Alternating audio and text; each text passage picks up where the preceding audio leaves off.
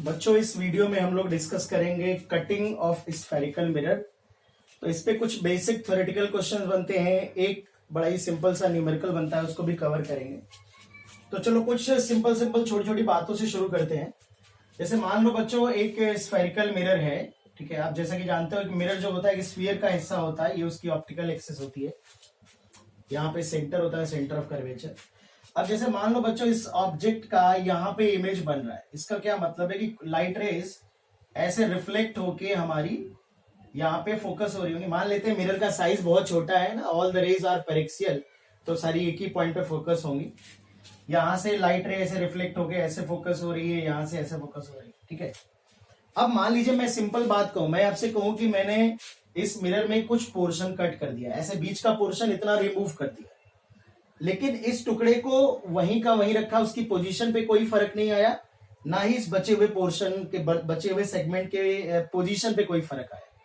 तो अभी भी बीच का पोर्शन रिमूव जरूर किया है आपने, लेकिन अभी भी ये एक सिंगल स्फीयर को रिप्रेजेंट कर रहा है, ये पूरा एक सिंगल स्फीयर होगा। तो भले ही आपको दो अलग अलग टुकड़े नजर आ रहे हैं, लेकिन अभी भी अगर मैं पूछूं कि एक इमेज बनेंगे, दो बनेंगे, कितने इमेज बनेंगे, तो आप देखो कि सारा का सारा मिरर वही है, बस ये बीच का पोर्शन आपने हटा दिया। तो ये लाइट रे अभी भी वैसे रिफ्लेक्ट होगी, लाइट रे ऐसे रिफ्लेक्ट होगी, ऐसे रिफ्लेक्ट होगी। बस ये वाली लाइट रे जो जा रही थी वो सीधा सीधा निकल जाएगी, रिफ्लेक्शन नहीं होगा। यानी कि कम लाइट रेज अब फोकस होंगी जो इमेज पे फोकस हो रही थी। तो आप कह सकते हो कि इमेज की पोजीशन चेंज नहीं होगी, नंबर ऑफ इमेज 1 होगा, बट इंटेंसिटी कम हो जाएगी, है ना, इंटेंसिटी डिक्रीज हो जाएगी। अगर मैं बीच में से कुछ पोर्शन और कट कर दूं तो ये 3 टुकड़े हो जाएंगे। तो कई बार बच्चे 3 टुकड़े हैं तो 3 अलग मिरर की तरह समझने लगते हैं, ऐसा नहीं है। जब तक तुम n टुकड़े कर दो, बीच में से कई कई जगह से कट कर दो, लेकिन अगर इन किसी भी टुकड़े को डिस्टर्ब नहीं करोगे तो ये एक सिंगल कर्वेचर को जब तक रिप्रेजेंट करेंगे, जब तक ये सिंगल कर्वेचर को रिप्रेजेंट करेंगे, एक सिंगल स्फीयर को रिप्रेजेंट करेंगे, तब तक नंबर ऑफ इमेज हम 1 ही आंसर करेंगे। बस फर्क ये है जितना पोर्शन कट करते जाओगे, ब्राइटनेस या इंटेंसिटी जो इमेज की होगी वो उतनी ही कम होती चली जाएगी, ठीक है ना बच्चों। तो ऐसे सिमिलर कोई भी कैलकुलेशन कर सकते हो। तुम कह सकते हो कि बताओ अगर ये ऑब्जेक्ट है और उसका इमेज यहां बन रहा है इस तरह से, और अगर मैं ये आधा मिरर हटा दूं, नीचे से हटा दूं, तो क्या इमेज की लोकेशन में फर्क आएगा? नहीं फर्क आएगा, क्योंकि अभी भी ये स्फीयर हमारा सेम रहेगा जो कंप्लीट मिरर था, बस उसका तुमने कुछ पोर्शन कट कर दिया। अभी भी तुम इस लाइन को ही ऑप्टिकल एक्सिस मानते हुए कैलकुलेशन कर सकते हो, कोई फर्क नहीं आएगा, इमेज उसी तरह से बनेगा, बस इमेज की जो ब्राइटनेस होगी, उसकी जो इंटेंसिटी होगी वो कम हो जाएगी, ठीक है ना। तो अगर मैं किसी भी मिरर को रखूं बेटा, उसमें से कोई भी पोर्शन कट करके निकाल दूं, आधा कट कर दूं या बीच का कट कर दूं, कुछ भी, तो जो रिमेनिंग पोर्शन होता है अगर उसको उसकी पोजीशन से बिल्कुल डिस्टर्ब ना किया जाए, तो उसकी वजह से इमेज फॉर्मेशन कुछ उसी तरह का होता है जिस तरह से प्रॉपर एक पूरे मिरर का इमेज फॉर्मेशन हो रहा था। मतलब उस बचे हुए पोर्शन की ऑप्टिकल एक्सिस वही लाइन होती है जिसको हमने पूरे मिरर की ऑप्टिकल एक्सिस मानी थी। बट अगर मैं इस टुकड़े को थोड़ा सा ऊपर कर दूं, इस टुकड़े को थोड़ा सा ऊपर ले जाऊं, सपोज ये टुकड़ा मैं ऐसे थोड़ा सा ऊपर ले गया, अब आप कह सकते हो कि ये जो स्फीयर था ये अलग है और ये जो स्फीयर है ये थोड़ा अलग है। तो जैसे आप किसी मिरर को कट करेंगे तो रिमेनिंग पोर्शन की ऑप्टिकल एक्सिस पे फर्क नहीं पड़ेगा, लेकिन अगर उसे आप मूव करा दें तो जब जितना उस मिरर को मूव कराएंगे तो उसका जो स्फीयर होगा वो उतना ही ऊपर मूव करेगा, या नीचे कराएंगे तो नीचे मूव करेगा। तो हम उसकी जो ऑप्टिकल एक्सिस होगी वो उतनी ही ऊपर या नीचे चली जाएगी, हम ये कंसीडर करके सॉल्व करेंगे। तो ये मिरर अगर यहां पे था और इसे थोड़ा ऊपर कर दिया गया, मान लेते हैं थोड़ा इस तरह से कर दिया गया, तो इसकी ऑप्टिकल एक्सिस अब यहां आ जाएगी, ठीक है ना। और ये जो ऑब्जेक्ट अपनी पुरानी पोजीशन पे था, ये अब नए वाले मिरर की या नए पोजीशन पे जो ऑप्टिकल एक्सिस होगी उस पे लाई नहीं करेगा, और कुछ हाइट हो जाएगी जो उसकी नीचे कुछ डेप्थ पे ऑब्जेक्ट आ जाएगा, ठीक है ना। तो इसी कॉन्सेप्ट पे एक न्यूमेरिकल बनता है, यहां पर भी बनेगा, लेंस में भी मिलेगा, हम लोग कटिंग ऑफ लेंस भी डिस्कस करेंगे। तो मैं एक सिंपल सा न्यूमेरिकल ले लेता हूं कि किस तरह से आपको कटिंग ऑफ मिरर पे न्यूमेरिकल बन सकता है। तो एक न्यूमेरिकल से स्टार्ट करते हैं बच्चों। मान लेते हैं हमारे पास एक मिरर है, बहुत ही स्मॉल अपर्चर का मिरर है, ठीक है। और एक ऑब्जेक्ट 25 सेंटीमीटर पे रखा है और इसकी जो फोकल लेंथ है इट इज 20 सेंटीमीटर। अब इस मिरर को हमने बीच से कट कर दिया, यहां से कट कर दिया। इस टुकड़े को 2 मिलीमीटर ऊपर ले गया मैं और इस टुकड़े को 1 मिलीमीटर नीचे ले गया। तो आपको बताना है कि नंबर ऑफ इमेजेस कितनी बनेंगी और उनके बीच की डिस्टेंस क्या होगी। ठीक है, तो अभी हम देखें कि नंबर ऑफ इमेजेस कितनी बनेंगी। तो सिचुएशन कुछ ऐसी हो जाएगी बच्चों, एक मिरर यहां आ जाएगा और ये जो है 2 मिलीमीटर ऊपर जा रहा है, इस टुकड़े को हमने 1 मिलीमीटर नीचे कर दिया। देखिए कट करने से कोई फर्क नहीं पड़ा, लेकिन जैसे ही तुम इन दोनों मिरर को मूव करा देते हो तो अब ये एक सिंगल स्फीयर का पार्ट नहीं है। इसका स्फीयर अलग होगा, इसका स्फीयर अलग होगा। अब ये दोनों टुकड़े दो अलग अलग मिरर की तरह बिहेव करेंगे। अगर दो अलग अलग मिरर की तरह बिहेव करेंगे तो दो अलग अलग इमेज बनाएंगे। तो यहां पर इस तरह से आपके जो नंबर ऑफ इमेजेस होंगे वो 2 होंगे। जो क्वेश्चन पूछा जाता है वो पूछा जाता है डिस्टेंस क्या होगी बिटवीन 2 इमेजेस, दोनों इमेज के बीच की डिस्टेंस क्या होगी। ठीक है ना।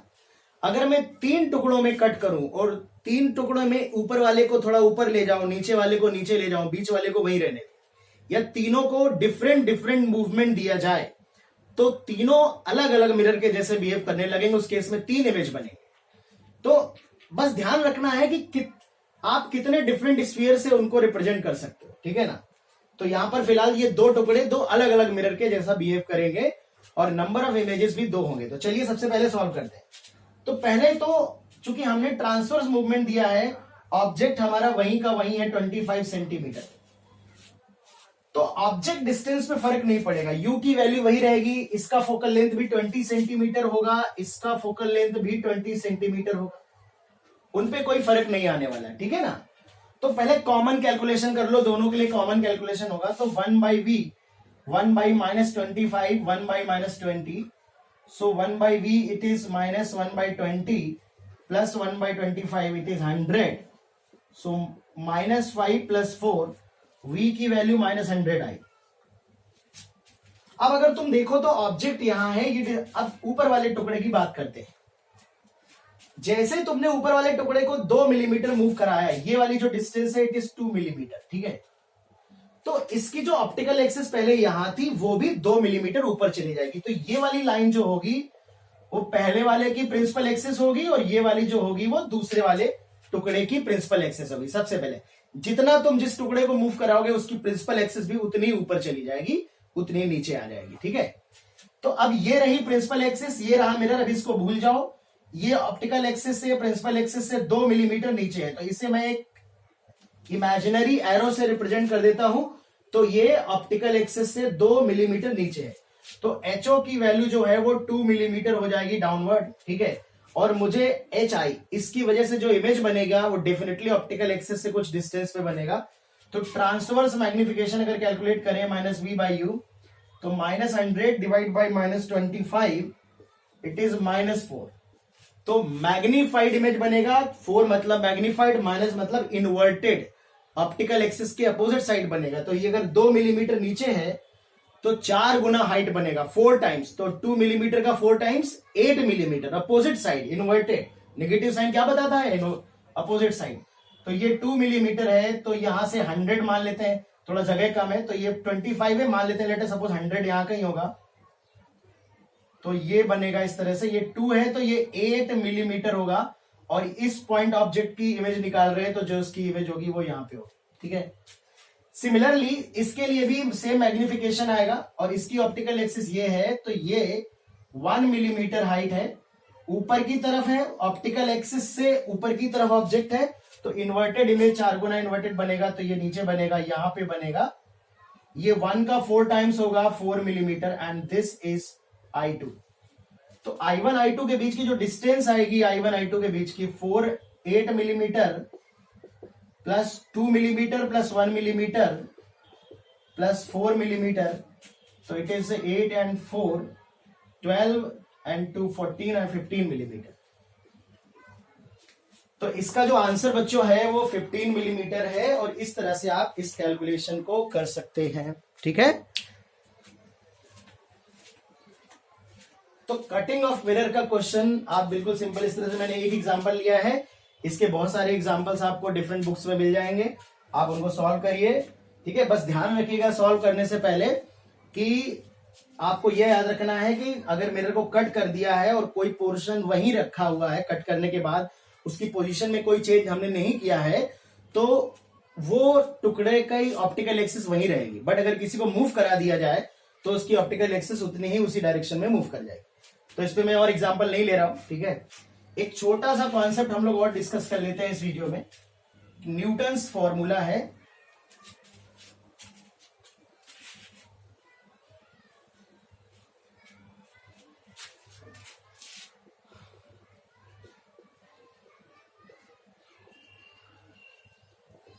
मिरर के लिए एक सिंपल फॉर्मूला है न्यूटन्स फॉर्मूला। कई तरह से डिराइव करते हैं, मैं बहुत सिंपल तरीके से डिराइव करा देता हूं। एक पर्टिकुलर केस लेके डिराइव करा देता हूं, आप दोनों के लिए अप्लाई कर सकते हो, कॉन्वेक्स और कॉन्केव मिरर के लिए।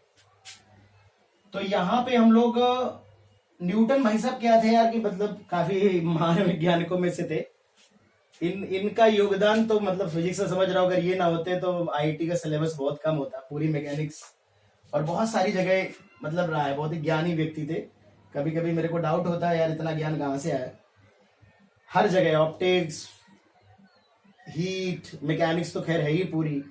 आप मैथ्स में जाएंगे तो कुछ मैथमेटिक्स में भी कई जगह इन्होंने कुछ दिया है। ठीक है, बीटेक में पढ़ेंगे अगर आप। तो न्यूटन ने क्या किया, मिरर के फॉर्मूले को तोड़ मरोड़ दिया। ये थोड़ा सिंप्लीफिकेशन कर देते थे। अगर हीट में पढ़ो तो आप 11 में पढ़ा होगा, बोल्ट्जमैन स्टीफेंस लॉ जो था उसको इन्होंने तोड़ मरोड़ के न्यूटन कूलिंग लॉ बनाया था, जो काफी इंपॉर्टेंट था एक्चुअली। तो वैसे ही इन्होंने मिरर के फॉर्मूला जो कि हमने ये पढ़ा है, इसको थोड़ा सा इन्होंने अलग तरीके से पे। इन्होंने कहा कि अगर हम डिस्टेंसेस को पोल से ना नाप के फोकस से मेजर करें तो फॉर्मूले का क्या फॉर्म होगा। तो यार इसकी फोकल लेंथ ये पोल है, सपोज ये डिस्टेंस एफ है, और सपोज यहां पे ये ऑब्जेक्ट है हमारा, और ये डिस्टेंस, ये सपोज इमेज बन रही है। तो अगर फोकस से ऑब्जेक्ट की डिस्टेंस x1 है और फोकस से इमेज की डिस्टेंस x2 है सपोज, तो x1 और x2 में हमें फॉर्मूला कैलकुलेट करना है, उसी को हम न्यूटन्स फॉर्मूला बोले। मतलब न्यूटन ने मिरर का फॉर्मूला एक्सप्रेस किया जिसमें उन्होंने पोल से ऑब्जेक्ट और इमेज की डिस्टेंस को ना मेजर करके फोकस से मेजर किया। ठीक है, तो चलो हम लोग प्रॉपर साइन के साथ वैल्यू पुट कर देते हैं। तो अगर इमेज यहां बन रहा है तो it is -x2 plus F, it is -x1 plus F, it is 1/-f। ठीक है, तो f इज द मैग्नीट्यूड, तो माइनस कैंसिल आउट हो जाएगा। It is x1 plus F plus x2 plus F is into F, ये LCM लेने के बाद f इधर आएगा। इट इज x1 x2, एक ब्रैकेट में x1 प्लस एफ, एक में x2 प्लस एफ। तो ये x1f plus 2f square plus x2f, x1 x2 plus x1f plus x2f plus f square.